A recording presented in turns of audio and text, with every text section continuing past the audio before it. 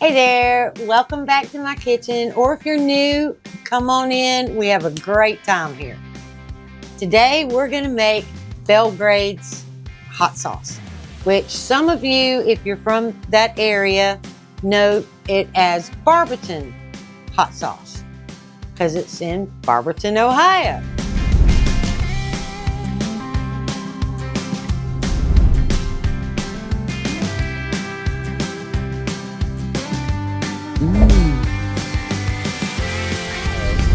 Well, they had opened up a restaurant, it's a Serbian restaurant, and my grandmother actually dated one of the family members of that restaurant, so she was kind of privy to a lot of the stuff that happened in the kitchen, hence the Belgrades Hot Sauce.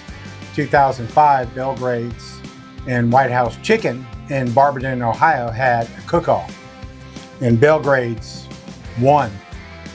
So why make Barberton's hot sauce when you can make Belgrade's hot sauce?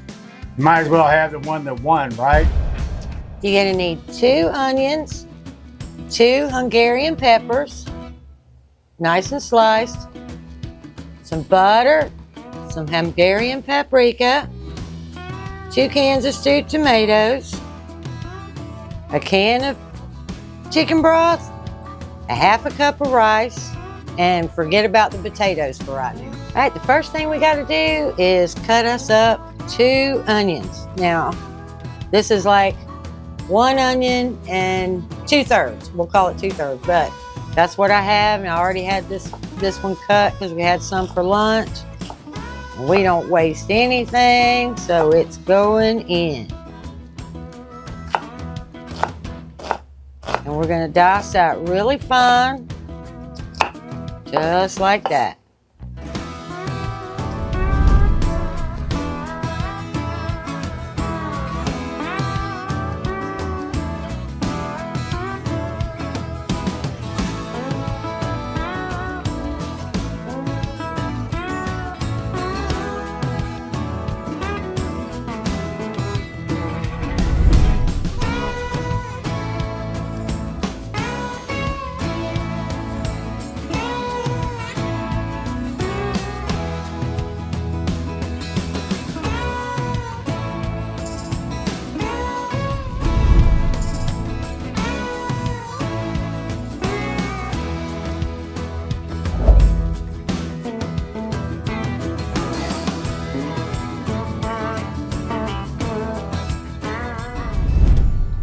Now that my onions are cut, we're ready to put them on the stove. We're just going to go for a medium heat. Right there. Slide that pan on. Let the bottom of that pan get hot. Okay, we're going to need 2 tablespoons of butter. Put that in there. And I usually keep butter out so that it's soft. I don't have to fight with it. Okay, now we're going to drop those onions in there and start letting them get soft. And while they're getting soft, I'm going to cut my Hungarian peppers up that small too. Now we're going to take those peppers, and I just cut them in long form. So for this, we need to slice them, dice them, just like we did those onions. Okay, you see how I have these cut for putting in the freezer? That's because I don't know when I put them in the freezer what I'm going to do with them when I take them out. So if I just do them all in long form, then if I need them diced, I can. Or if I don't need them diced, then I can just put them right on into a dish. Then I do it that way too.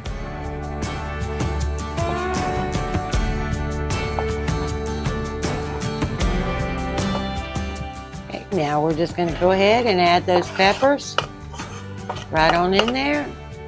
And then we're going to give it all a good stir. Okay, now I need 2 teaspoons of Hungarian paprika. If you have the Hungarian, it is much better, but you can use regular, sweet. Okay, now I need to get that paprika all mixed up in there. My onions are soft, my peppers are soft. Got that paprika all mixed up. Now we're going to add 2 cans of stewed tomatoes. That open. Y'all, my absolute #1 favorite can opener is a Swing Away. Swing Away.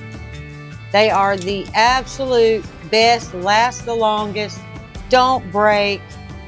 They are awesome. No, they don't give me any money to say that.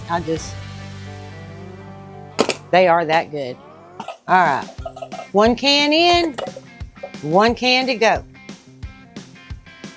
Here we go. #2, in we go. Now we're gonna take our little Spurtle here and we're just gonna kind of break up the bigger pieces of 2 tomatoes. Nothing fancy, we're not pulverizing, we're just kind of breaking them up. Now we're gonna give all that a good stir. Get everything incorporated. Now we're gonna add our 2 cups of chicken broth.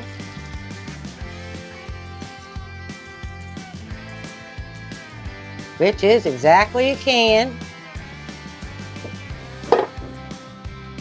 And a 1/2 cup of long grain rice. Any kind of long grain rice. Give that a good stir. Bring it up to a boil. We want to turn it up to high. We're going to bring it up to a boil. And then we're going to drop it down to low. And simmer it till the rice is done. Okay, I got a good boil now. Now we're just going to turn it down to low. Okay, now while that's simmering, we're going to get these potatoes ready. We need to make French fries. They serve their hot sauce with French fries.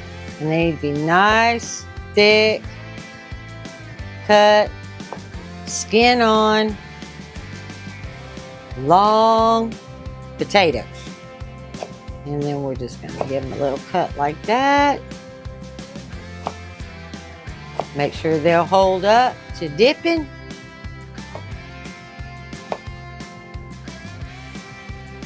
Oh, that one's got a little spot on it. We'll take that off.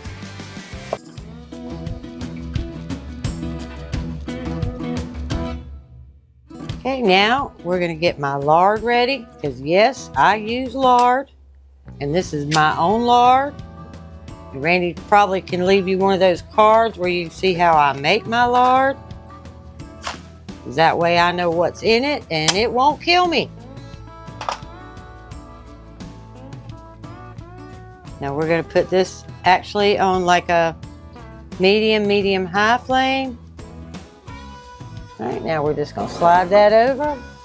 We're going to let that get nice and hot. We're going to let that lard get up to around 350 degrees. Now, if you just absolutely have to use vegetable oil or corn oil or something, just know how bad that stuff is for you. And really, really do a deep dive, heart to heart with yourself and get you some lard.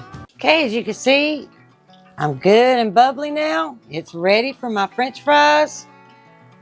In they go. Try to do it all in a single layer. If you don't have a big, long, fish cooker like I do, just make sure that you leave room for them to fry.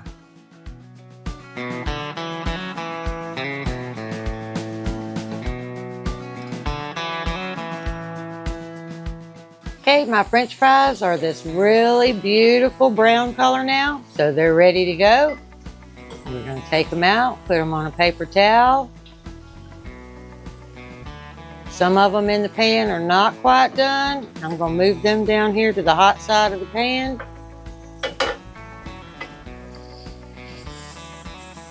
And let them finish up. Okay, now all that's left to do is give it a little stir. Pick up some of that rice. We're going to give it a taste test. Oh yeah, oh yeah. My rice is done. My dish is done. And we're going to make fried chicken to go with our Belgrades, but it is not Belgrade's chicken. Belgrade's chicken is like really thick battered and My granny taught me how to fry chicken, and Randy loves it. I love it. Everybody loves Granny's chicken. And it is KISS. Keep it simple, stupid. It is salt, pepper, all-purpose flour, and chicken parts. You're done. And we're gonna just like I said, we're gonna salt real good the chicken. We're gonna pepper it real good. You know, because some of it's gonna come off when you fry it, so we're gonna just do it real good. We're gonna flip it over.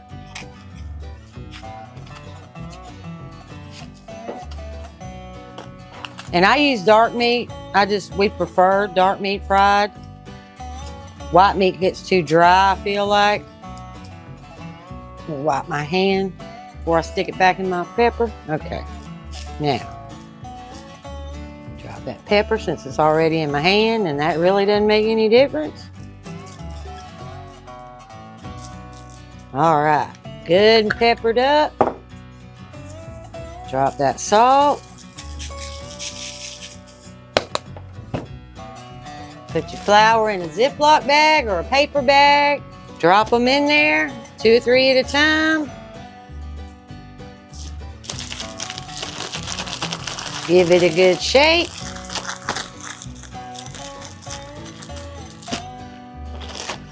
Kind of whack them against the sides of the bag and put them in your lard.